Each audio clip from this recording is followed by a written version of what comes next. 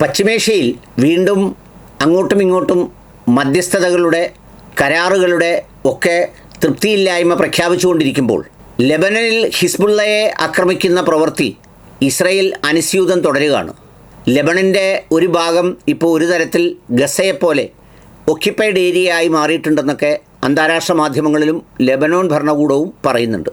ഈ സംഗതികൾ പുരോഗമിക്കുന്നതിനിടയിൽ ഹിസ്ബുള്ളയുടെ നേതാക്കളെ അടക്കം വകവരുത്തിയെന്ന് IDF അവകാശപ്പെടുന്നതിനിടയിൽ കഴിഞ്ഞ വാരത്തിൽ വളരെ അപ്രതീക്ഷിതമായ തിരിച്ചടിക്കുന്ന ഹിസ്ബുള്ളയുടെ ഒരു ഭാവമാണ് IDFന് അനുഭവപ്പെട്ടത്.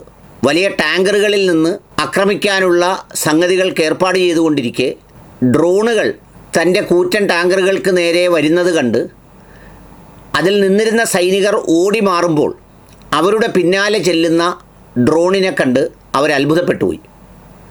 എന്ന് പറഞ്ഞാൽ സവിശേഷമായ ഓപ്റ്റിക്കൽ ഫൈബർ ഡ്രോണുകൾ ഇപ്പോൾ ഹിസ്ബുള്ള ഉപയോഗിക്കുന്നതാണ് ഇസ്രയേലിന് ഏറ്റവും വലിയ തലവേദനയായിരിക്കുന്നത്.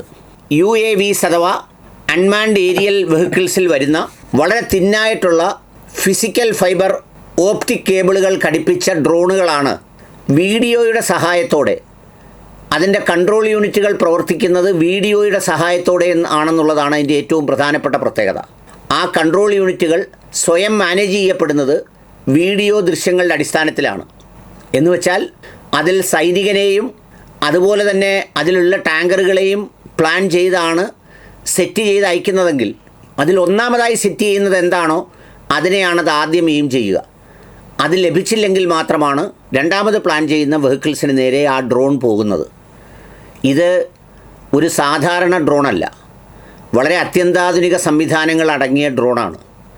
ചൈനയ്ക്കും കൊറിയയ്ക്കും ഒക്കെ സ്വന്തമായുള്ള സവിശേഷമായ ഇസ്രയേലിൻ്റെ കൈവശം പോലും ഇല്ലാത്ത അസാമാന്യമായ ഡ്രോണുകൾ ഹിസ്ബുള്ള ഉപയോഗിച്ച് തുടങ്ങിയത് ഇസ്രയേലിന് വലിയ തലവേദനയാകുന്നതായും യുദ്ധത്തിൽ വലിയ പ്രയാസമുണ്ടാകുന്നതായും ഈ പറയുന്ന ഡ്രോണുകൾ വരുന്നതനുസരിച്ച് വളരെ മുൻപ് തന്നെ ഈ ടാങ്കറുകളിൽ നിന്നും മറ്റും സൈനികർ ഭീതിയോടെ ഓടിപ്പോകുന്ന സ്ഥിതിവിശേഷവുമൊക്കെ ഉണ്ടാകുന്നത് അവരുടെ പ്രതിരോധത്തെ, അവരുടെ പ്രത്യാക്രമണത്തെ അല്ലെങ്കിൽ അവരുടെ ആക്രമണത്തെ വല്ലാതെ ബാധിക്കുന്നു എന്ന തരത്തിൽ വിശദമായ കൂടിയാലോചനകൾ നടത്തുകയാണ്. എങ്ങനെയാണ് ഈ optical fibres video driven unmanned aerial വെഹിക്കിൾസിനെ കൺട്രോൾ ചെയ്യുക, എങ്ങനെയാണ് ഇത്തരം ഡ്രോണുകളെ പ്രതിരോധിക്കുക, അതാണ് ഇപ്പോൾ ഏറ്റവും വലിയ തലവേദന. എന്ന് വെച്ചാൽ നേരത്തെ ഇറാനെ തകർക്കുന്നതിലൂടെ ബാക്കിയുള്ള ഇറാൻ പ്രോക്സികളെന്ന് അവകാശപ്പെടുന്ന ഇവരെയൊക്കെ തകർക്കാമെന്ന് വിചാരിച്ചുവെങ്കിൽ മറ്റൊരു വഴിയിലൂടെ പശ്ചിമേഷ്യയിൽ പ്രതിരോധം ഉയർത്തുന്നതിന് വേണ്ടി ചൈനയും കൊറിയയും അടങ്ങുന്ന സംഘം നേരിട്ട് ഇറാൻ പ്രോക്സികളെ സഹായിക്കുന്നു എന്ന തരത്തിലേക്കാണ് ഇപ്പോൾ ചർച്ച പോകുന്നത്.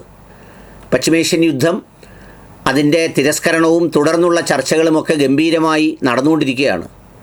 പാകിസ്ഥാൻ വഴി സമർപ്പിച്ച പ്രപ്പോസൽ അൺഅക്സെപ്റ്റബിൾ ആണ് ട്രംപിനെന്ന് അദ്ദേഹം തീർത്തു പറഞ്ഞു.